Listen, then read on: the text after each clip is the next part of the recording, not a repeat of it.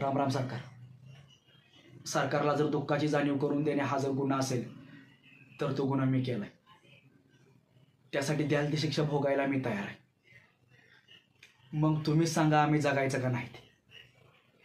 सरकार शेपूट हलवून हलवून मैच दमते पण पाठीवरचा कावळा उठत नाही. त्याचप्रमाणे आत्महत्येचा विचार आमची पाठ सोडत नाही. कोरड्या आभाळावानी कपाळ असलेल्या बायका, बिनबापाची लेकरं असल्यासारखी माळावर फिरणारी जनावरं, हे गावाला नजर लागली म्हणून नाही झालं सरकार, तर गावाकडं कुणाचीच नजर गेली नाही म्हणून झाले. शिकलो नसतो तर किती सुखात राहिलो असतो. अन्यायाची जाणीवच झाली नसती. देवाचा कोप समजून बसलो असतो अंधारात तुमच्या लाल दिव्याला हात जोडीत. गोचिड्यासारखं चिटकून बसलंय सात बाऱ्याला सावकार आणि बुजगावण्यासारखं उभा आहे सरकार.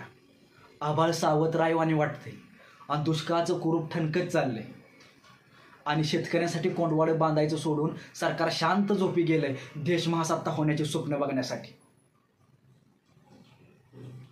खिचडीसाठी शाळेत जाणाऱ्या पोरानं चोरून आणलेले 2 घास खाताना बापाला अभिमान वाटावा पोराचा का स्वतःच्या जगण्याची लाज.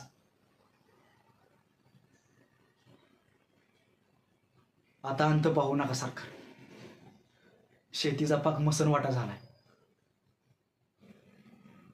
ज्या दिवशी शेतमालाला भाव मिळत नाही त्या दिवशी पीक जाळतो आम्ही. त्या दिवशी तुमच्या नावानं सुताकच पळतो जणू.